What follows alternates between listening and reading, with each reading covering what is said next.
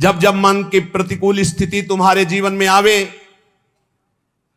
तब तब नाच पड़ो कि ये प्रभु के मन की बात हो रही है। मुझे दुख आया, मुझे रोग आया, मुझे अपमानित किया गया, मुझे गाली दी गई, मुझे निंदा दी गई, ये मेरी चाह तो थी नहीं, ये मेरे प्रभु की चाह ना, ये मेरे लिए लाखों गुना बंदनी है। नाच पड़े मन कि प्रभु के मन की हो रही, भला नाच पड़ेगा। कल एक भक्त प्रश्न कर रहे थे कि जब कोई गाली देता है तो उस समय तो नहीं बोलते, पर जब जब सामने पड़ता है जो निंदा करता है तो बस हृदय जल जाता है कि क्या करूं, इसको कैसे बताऊं। मैं बोलता तो नहीं पर अंदर अंदर आ जाता है, ये आ जाएगा। बहुत अच्छा बोल रहे थे, वो निर्मल हृदय के थे, इसलिए अपने हृदय की स्थिति बोल रहे थे। लेकिन जब ये प्रेम जागृत होगा, इसमें मेरे मन की कोई इच्छा नहीं थी कि मेरा अपमान हो, मुझे गाली मिले, मुझे कौन चाहेगा। तो ये आया कैसे? मेरे प्रभु ने भेजा, मेरे प्रभु ने भेजा तो मेरे लिए लाख गुना सुखप्रद है, लाख गुना सुखप्रद है। परम सुख समझ करके, ये इसीलिए कहा गया प्रेम बड़ी टेढ़ी खीर है। चढ़ के मैन तुरंग पे चलिबो पावक माए, प्रेम पंथ अति कठिन है सबको निभत नाए। या प्राण दिए या प्रेम न पइए, ऐसो महंगो आए सखीरी। इसी बात का प्रेमी मार्ग के भक्त को चाहिए कि अपने तन मन वचन से सब अपने आराध्य देव प्रिया प्रीतम के अनुकूल होकर चेष्टा करे। और जब अपने प्रतिकूल स्थिति, वचन, घटना, परिस्थिति आदि आवे तो अपने इष्ट देव का कृपा प्रसाद समझकर परम सुख मानकर आनंदित होवे कि बड़ी कृपा। यह है प्रेमी का हृदय। अब देख लो कितने प्रेमी अपने लोग हैं, कहां हैं। ये जो अभिमान होता है ना भजनानंदी का, इस थर्मामीटर में ना पिए, इस कसौटी में कसी, अभी सब धुल जाएगा अभिमान। क्या हो, प्रिया प्रीतम की पंखा करने के सुख में समाधि में पहुंच गई तो निंदा कर रही अपने सुख की, भगवदानंद की। यहां हो कहां हो। बस यही जब चर्चा सुनते तो हमारा अभिमान का पारा बैठ जाता है। हम किस गणना में कौन से भक्त हैं, कितनी ऊंचाई है हमारी प्रेम की, तो लगता है अभी जीरो पे ही हैं। पर घबराना नहीं, लिफ्ट में बैठे हो इसलिए जीरो से फ्लोर में पहुंच जाओगे। बस ये हम बीच में सपोर्ट इसलिए कर देते हैं कि कलयुगी जी वे घबरा जाएंगे। घबराओ मत, लिफ्ट में बैठे हो, अपने आप उसी फ्लोर में। कहाँ गए? बोले नवनिवृत्त निकुंज। देखो हित सजनी जो है यहाँ, ललिता जो है, विशाखा जो, अरे वो देखो अपने प्रिया प्रीतम जिनका जस गाते थे ला, ये प्रिया प्रीतम हो जाए कि आए मिले परिवार आपने हरिहस कंठ लगायो। प्रेमी भक्त केवल प्रभु के सुख को देखता रहता है, प्रभु के इशारे को देखता रहता है। प्रभु की क्या चाहते हैं मेरे प्रभु, प्रभु के मन की बात उसे मालूम हो जाए कि प्राण देने से मेरे प्रभु सुखी हो जाए, एक सेकंड नहीं लगे। ये ले आपके प्राण हैं, आप ले जाओ। नहीं, इसका उदाहरण देखो, मीरा जी को आकर के विवश होकर जिससे भेजा गया था, उसने सोचा भले मेरा गला काट दिया जाए, लेकिन उसने मीरा जी की दासी को बता दिया कि ये मैं लाई हूं चरणामृत कह के, पर हलाहल विष है। दासी ने मीरा जी से कहा कि गिरधर का चरणामृत कह के राणा ने भेजा है, पर हलाहल विष है। हे बावरी, जब चरणामृत कह दिया तो विष कैसे हो सकता है? चरणामृत कह दिया ना। देखो श्री कृष्ण के मन की बात कि आप ही तो पिसवा के भिजवाए हो, वो आप ही कह रहे हो चरणामृत है। जब चरणामृत तो विष कैसा हो? कान में पता चल जाए कि इसमें विष पड़ा है, फिर हम लाख तुम्हें दुहाई दें प्रभु की, खाओ नहीं सकते, नहीं खा सकते। नहीं, बिल्कुल चाट मसाला डाल करके ऊपर से दिखा दिया जाए, कह दिया इसमें विष पड़ा है, आप खा के दिखाओ। हिम्मत नहीं पड़ेगी एक कवल खाने की, हिम्मत नहीं पड़ेगी। असलियत में पता हो जाए कि आप पड़ गया, हिम्मत नहीं। असलियत में ऐसा विष था कि कटोरे से एक बूंद परीक्षा के लिए जिसने विष बनाया था, जब मीरा जी नहीं पधारी, पूरा रात कीर्तन करती रही, तो राणा को लगा कि ये मीरा के पक्ष का है, इसने नकली विष बनाया, बुलाओ इसको परीक्षा करते। ऐसे चटा दिया, तत्काल मर गया, तत्काल मर गया ऐसे चटा देने से, और पूरा कटोरा पिया, कुछ फर्क नहीं पड़ा। श्री कृष्ण की इच्छा है ना, लाओ चरणामृत पी जाती हो। प्राण उनके हैं, क्या फर्क पड़ा श्री कृष्ण के प्राणों पर? मीरा के प्राण नहीं, मदगत प्राणा मीरा है, इसलिए कोई फर्क नहीं पड़ा। यही अमृत की उत्पत्ति है, विष की उत्पत्ति। छाती से धर्म प्रकट होता है, पीठ से अधर्म प्रकट होता है महाराज के। यही दैवी शक्ति है, यही सब शक्तियां हैं, यही सब कुछ है। या रहस्य रघुनाथ कर बेग न जाने कोई, जो जाने रघुपति कृपा तो सपने मोह न हो। जीवन को आराध्य देव का बना लेना, बस यही प्रेम प्राप्ति का उपाय है। मेरा कोई अस्तित्व तो नहीं रह गया। भगवान श्री कृष्ण चंद्रजू कहते हैं, जब गोपीजन इस कोटि का प्रेम करती है तो भगवान उनको क्या कहते हैं? कहते हैं सहाया गुरवः शिष्या भुजिष्या बांधवा स्त्रियः सत्यम वदामि ते पार्थ गोप्यः किम मे भवन्ति न मन महात्म्यम मत्सपर्याम मत श्रद्धाम मन मनोगतम जानन्ति गोपिका पार्थ नान्ये जानन्ति तत्वतः। गोपी मेरी गुरु है पार्थ, गोपियां जानते हो कौन है? सहाया में गुरवा शिष्या भुजिष्या बांधवा स्त्रिया। गोपी मेरी सहायिका है और मेरी गुरु है। जगत गुरु बोल रहे हैं, गोपी मेरी सहायिका है, सबकी सहायता करने वाले। गोपी मेरी गुरु है, गोपी मेरी शिष्य है। भुजिष्या, गोपी मेरी भोग्या है। गुरु, गोपी मेरी बांधव है। गोपी मेरी सब कुछ है। जैसे भक्त कहता ना, तुम्हें माता च पिता तुम्हें बंधुश्च सखा तुम्हें विद्या द्रविणं तुम्हें सर्वम मम देव देव। ऐसे भगवान कह रहे हैं गोपी जनों के लिए, गोपी मेरी सहाया गुरवा शिष्या भुजिष्या बांधवा स्त्रिया सत्यम वदामि ते पार्थ गोप्या किम में भवन्ति ना। क्या नहीं है मेरी गोपी? जब उपासक अपना सर्वस्व इष्ट देव को मान लेता है तो इष्ट देव अपना सर्वस्व उपासक को मान लेते हैं। मेरी महिमा को मन महात्म्यम मत सपर्याम मत श्रद्धाम मन मनोगतान जानन्ति गोपिका पार्थ। तत्व से प्रेम से सर्व कुछ मेरे महात्म को गोपी जन जानती है। मेरी सेवा को, मेरी श्रद्धा को, मेरे मन के भीतरी भाव को गोपी जन जानती है। नान्य जानन्ति तत्वतः, और कोई मुझे नहीं जान सकता किसी साधन से। प्रेम अनन्य भक्ति जिससे गोपी जनों ऐसे जाना जा सकता है। तो श्री इष्ट देव के सुख में जीवन, इष्ट देव को समर्पित प्राण, इष्ट देव की निष्ठा, यही प्रेमामृत का पान कराती है। ये हमने उस प्रेम का इशारा किया जो वृषभानु दुलारी श्री लाडली जी के चरणों की आराधना से प्रकट होता है। आधाय मूर्धन यदा पुरदार गोप्या। तो जिन उपासकों को श्री लाडली जी के चरणों की उपासना का सौभाग्य मिला है, इस मार्ग में अनन्यता की आवश्यकता है। अनन्यता की, जितनी जल्दी आप अनन्य हो जाओ उतना है। कई उपासकों से हम प्रार्थना करते हैं कि शाम के जैसे अनुपस्थित रहते हैं, शरीर अव्यवस्था, और सुबह हमारा इस तरह से समय श्री जी की सेवा में जाता है, तो एकांत का समय शाम से रात्रि तक हमें मिल जाता है कि हम अपनी एकांतिक वृत्ति से साथ। तो उस समय ऐसा ना समझो कि हम उपस्थित नहीं तो यहाँ आने की जरूरत नहीं। यहाँ आके जब बैठते हो आप, प्यारी जू के पद होते हैं, प्यारी जू की सेवा दर्शन करते हो, तो आप अपने कमरे में बैठकर उच्च कोटि की वैसी भावना नहीं कर सकते जैसा आपको यहाँ बैठने मात्र से फल मिलेगा। श्री जी के चरणों की स्वाभाविक अपनापन की जो स्थिति है वो बैठने से मिल जाएगी, विश्वास कीजिएगा। वैसे तुम्हें ज्ञान नहीं है इस बात का, लेकिन हमारे वचनों पर विश्वास कर लीजिए। यहां बैठने मात्र से जब वाणी जी का गायन हो रहा है, नाम कीर्तन हो रहा है, आपको कुछ समझ में नहीं आ रहा, लेकिन आपका विषय विष उतर रहा है। जैसे सांप काट ले मंत्र झाड़ने वाला जब झाड़ता है तो मंत्र बोलते हैं, पर वैसे शब्दों से होता है तो समझ में नहीं आता क्या बोलते हैं, और विष उतर जाता है। ये हम किसी की कहे सुनी बात नहीं दे, ये हम देखी हुई बात कह रहे हैं। कोबरा सांप ने काटा था और सुबह से झाड़ना शुरू किया, 4 बजे तक पूरा स्वस्थ कर दिया, बिना किसी औषधि खवाए, बिना किसी अस्पताल गए। पर वो ऐसे मंत्र सिद्ध थे, ऐसे मंत्र सिद्ध थे। आप धोखे में ना पड़े, अब अस्पतालों में जाना चाहिए। एक बूंद पानी सुबह से नहीं पिया था वहां।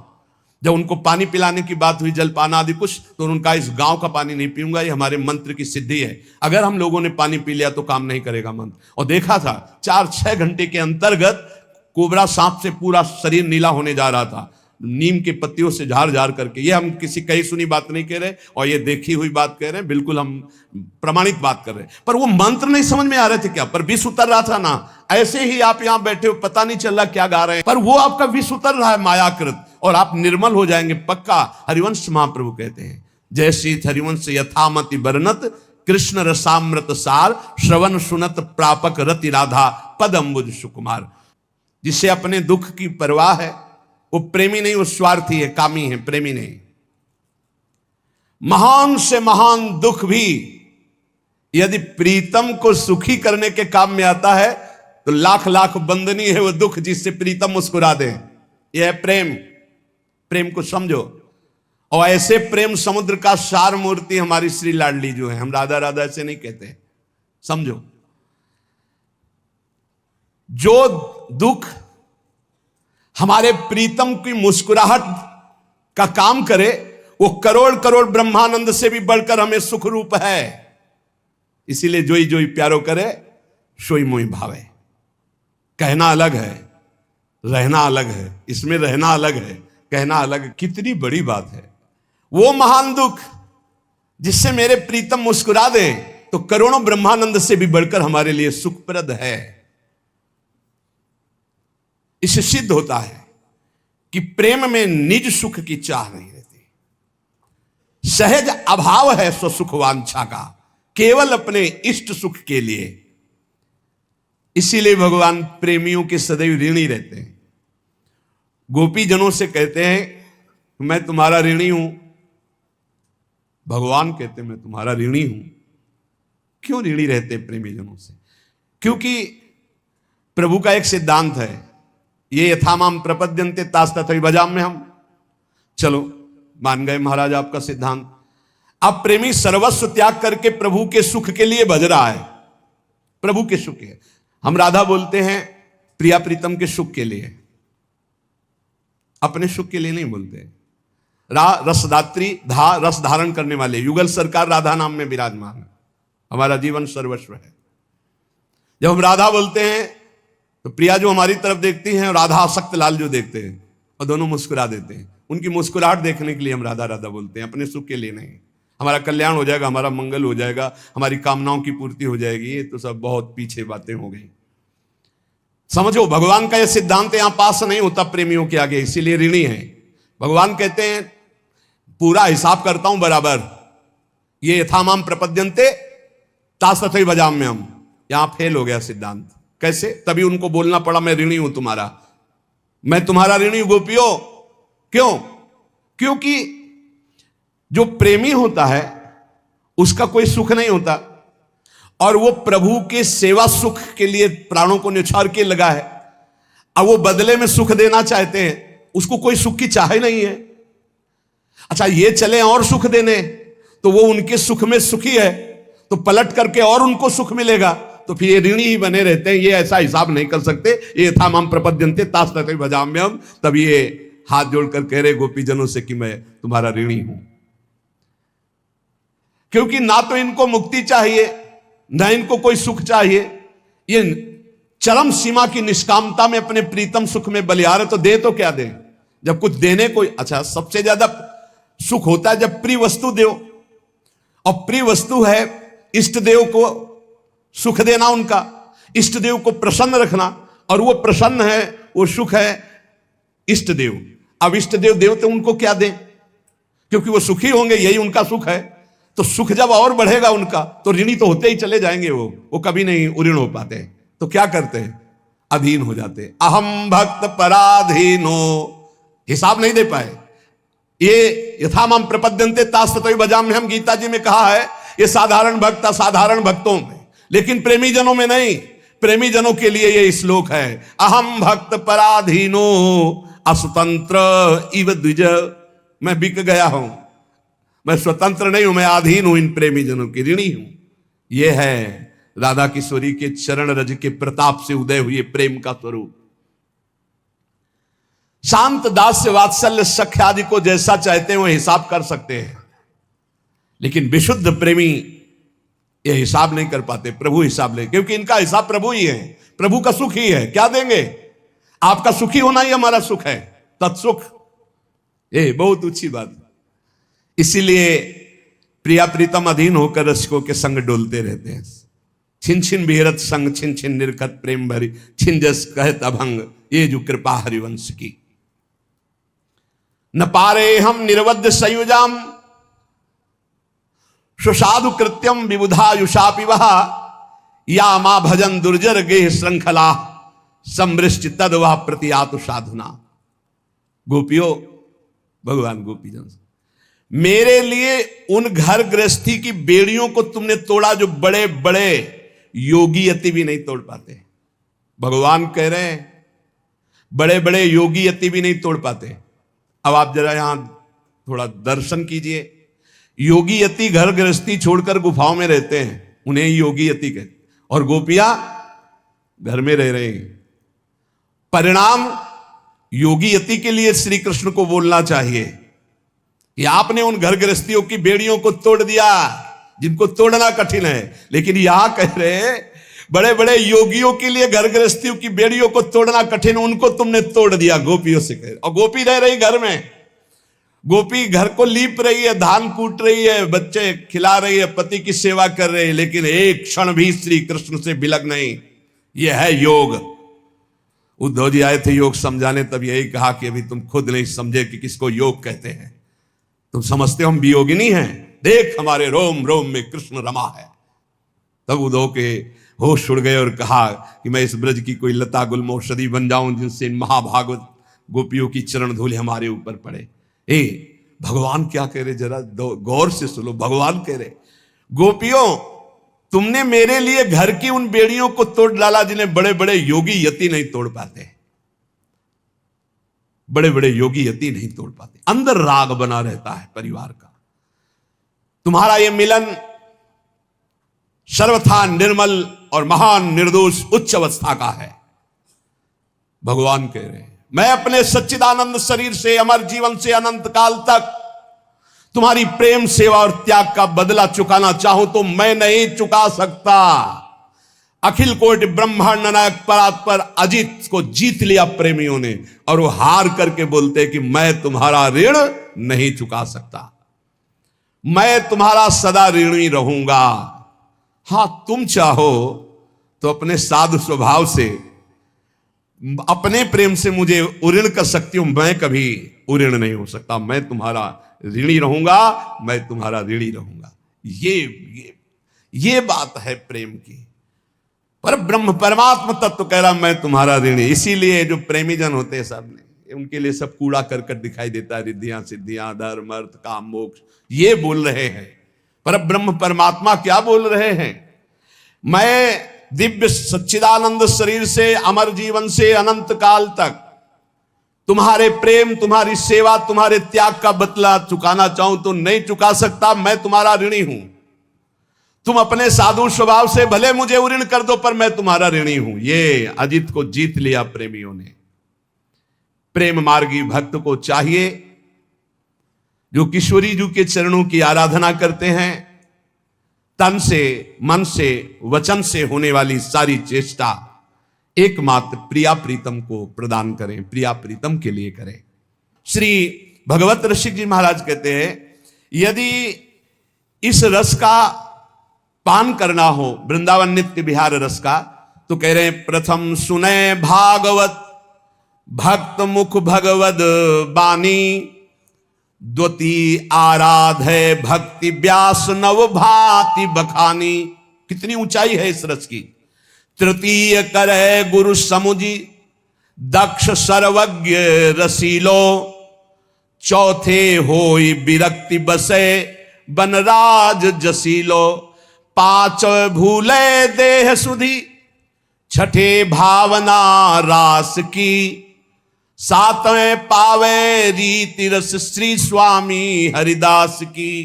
भगवत ऋषि जी महाराज कहते हैं कि जो साधक श्रीमद् भागवत और भगवत गीता में प्रवीण नहीं हुआ, उसको समझ में नहीं आएगा, क्योंकि इतनी प्यार भरी लाड़ भरी उपासना है लाडली लाल की। वो भगवत्ता ऐश्वर्य महत्ता ना समझने के कारण कई ऐसे उपासक मिले। श्री जी तो बहुत बोली हैं, कोई समस्या आती तो उसका समाधान करने के लिए साइड में हनुमान जी की उपासना कर सकते हैं, साइड में ऐसा कर मतलब उपासना करना किसी भी भगवत स्वरूपों की परम मंगलमय है। पहली बात तो तुम यही समझ नहीं पाए कि भगवान 10-20 नहीं होते, उनके स्वरूप बहुत हैं, वो हैं तो एक ही। और जब एक ही जगह हम लगे हैं तो हमें पता होना चाहिए, जब आप भागवत पढ़ेंगे तब आपको पता चलेगा श्री कृष्ण कौन है, गीता पढ़ोगे तब आपको पता चलेगा श्री कृष्ण कौन है। तुम्हादि देवा पुरुषा पुराणा तुमस्य विश्वस्य परम निधानम वेतास्य वेद्यम परमम च धाम त्वया ततम विश्व मनंत रूपम। तब पता चलेगा ऐसे विश्व मनंत रूपम परमात्मा हमारी लाडली जू के सामने हाथ जोड़े खड़े, हमको किसकी आराधना करनी है। वही हरि हैं हनुमान जी जिनके चरणों को अपनी गोद में लिए हुए सहला रहे हैं। वही हरि जिन चरणों को वो हमारी लाडली जो, ये तब समझ में आता है। तो कह रहे साधक को जब नित्य विहार रस में प्रवेश दिलाना हो तो ये 7 सोपान वर्णन किए भगवत ऋषि के, 7 सीढ़ियां वर्णन की क्रम से। नए साधक को गुरुजन लोग पहले श्रीमद् भागवत और भगवत वाणी गीता दी, इन 2 में परिपक्व करे। नित्य विहार रस के रसास्वादन की योग्यता तभी आएगी। इसी को श्री सेवक जी महाराज कह रहे हैं, श्री सुख मुख जू बचन सुनावहु तब श्री हरिवंश सुनाम कहावहु मन सुमिरन बिसरे नहीं। सेवक वाणी की फलस्थिति में लिखा है, सेवक वाणी जू अति अगाध मदगूढ़ बिरलो कोई समझई हित मार्ग आरूढ़।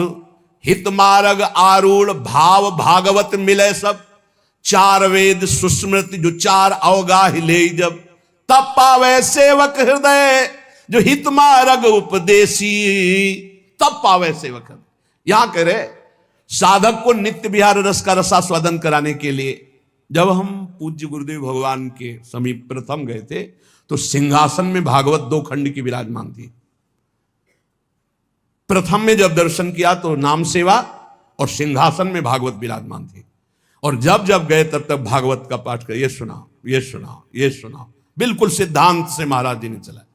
आपने गीता का स्वाध्याय किया जी, अमुक श्लोक का क्या भाव है, अमुक श्लोक का क्या भाव है जी, बैठ करके ऐसे। नए साधक को जो नित्य विहार रस में, तो प्रथम सीढ़ी है उनको श्रीमद् भागवत और भगवत गीता का ज्ञान होना चाहिए, तभी वो जान पाएंगे कि श्री कृष्ण है क्या। वो भी स्वयं पढ़े या ऐसे वैसे से सुने नहीं कह रहे, भक्त मुख भगवत वाणी, किसी भगवत प्रेमी महात्मा के मुख से सुने।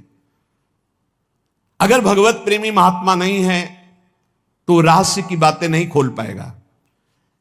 एकादश स्कंद की व्याख्या करने में बड़े बड़े असमर्थ हैं, कोई गुरु कृपा पात्र ही एकादश स्कंद की व्याख्या कर सकता है। और रास पांचाध्याय तो उससे भी कठिन है, सरल मत मानना, उससे भी कठिन है। जब तक प्रवेश नहीं है प्रेम मार्ग में तब तक रास पांचाध्याय की चर्चा का सार प्रकट कर पाना बड़ा कठिन है। और एकादश स्कंद जब तक किसी तत्वज्ञानी महात्मा के चरणों में बैठकर आराधना नहीं की तब तक उसका निर्णय कर पाना बहुत कठिन है। शाब्दिक व्याख्या नहीं होती, अनुभूत व्याख्या होती है। शब्द ब्रह्म का ज्ञान तभी सार्थक माना जाता है जब परब्रह्म की अनुभूति से युक्त होकर बोला जाए। इसीलिए शर्त रख दी कि गीता और भागवत का प्रवचन सुनना है तो भक्त मुख, जिसका भगवान से संबंध है, जो भगवत संबंध का अनुभव करके निरंतर भक्ति में डूबा रहता है, ऐसे को भक्त कहते हैं। भक्त की पहचान जो त्रिभुवन की राज्य लक्ष्मी देने पर भी आधे पल के लिए भगवान का विस्मरण न करे, उसे भक्त कहते हैं। भक्त की पहचान जो चराचर जगत में अपने भगवान को देखता है, उसे महाभागवत कहते हैं।